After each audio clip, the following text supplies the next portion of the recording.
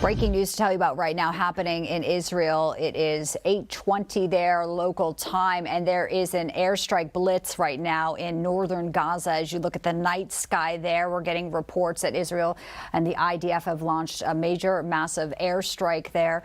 So obviously this is taking place right now in the evening. We also know that the IDF forces were successful by entering on the ground, doing some tanks into Gaza in the recent 24 hours, taking out a Hamas commander as well of the western Khan Yunis. So again, right now at this hour, developing situation in the war in Israel. It looks like a massive air raid strike is being carried out by the IDF. We'll continue to monitor this and bring you the very latest details. We're watching it closely for you as this continues to escalate here in the Middle East.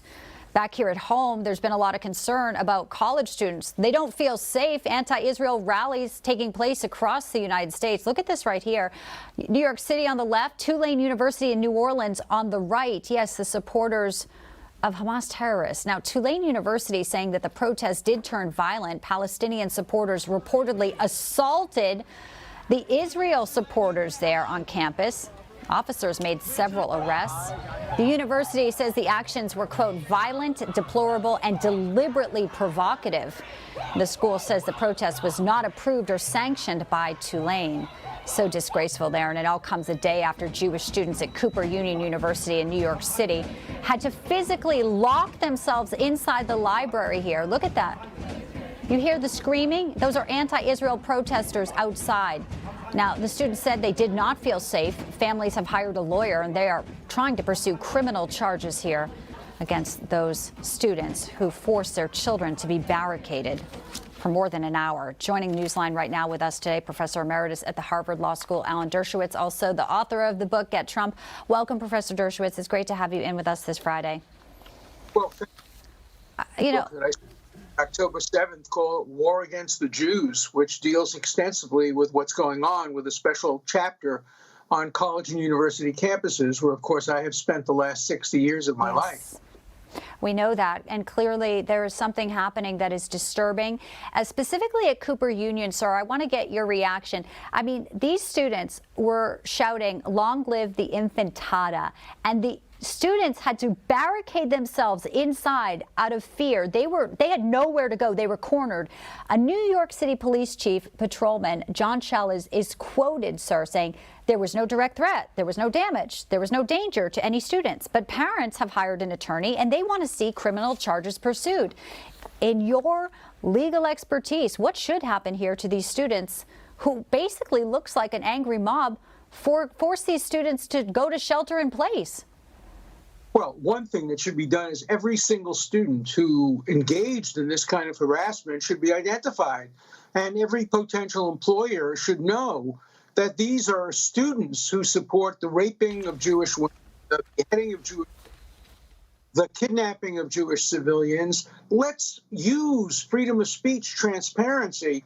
Let's identify every single student who is engaged in these efforts to try to blame Israel and praise Hamas for its murder.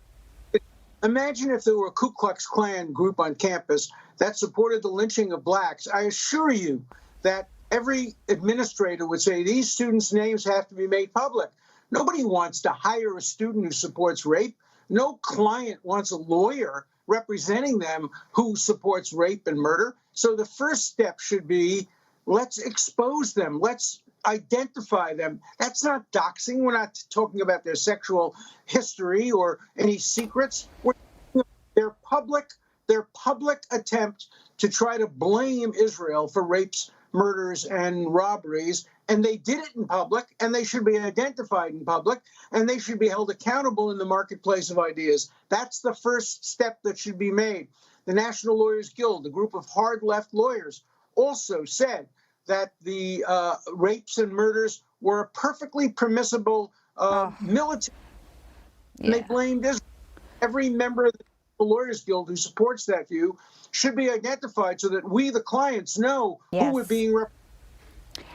You know, Professor Dershowitz, not surprising to you is, you know, that now we're seeing from the Anti-Defamation League that the spike in anti-Semitic incidents in the United States has increased A 388% per one of their statistics. The city of Richmond, California, is the first U.S. city to condemn Israel, blaming Jerusalem of ethnic cleansing of Gaza. I mean, with these types of headlines, with these types of attacks happening, how do we confront it? How do we push back against this to stop this from happening, not just in college campuses, but all the way up to Congress? Rashida Tlaib. Well, I have published a picture of a woman, an ordinary sign, saying we have to clean America, dumping a Star of David into the garbage pail. That is exactly what the Germans called for. Cleaning Germany of Jews, or ethnic cleansing. Mm-hmm. I want that. Have her picture on my website. Anybody who knows who she is, I will publish her name. Let her sue me for violating her right of privacy. She's out there holding up a sign calling for the death of Jews. We have seen signs calling for the gassing of Jews. We've seen signs on George Washington University praising the people who murdered and raped and beheaded. So the first thing we have to do is identify these students. And it's hard to prosecute them, but it's easy to identify them and to let every potential employer in the country know who they are, know who you're hiring. Excellent. That's the key. Excellent points there. And we also know big donors are pulling funding from the colleges, and we know that money also talks as well. Professor Dershowitz, I wish we had more time. A pleasure to see you, sir, this Friday. Thank you so much.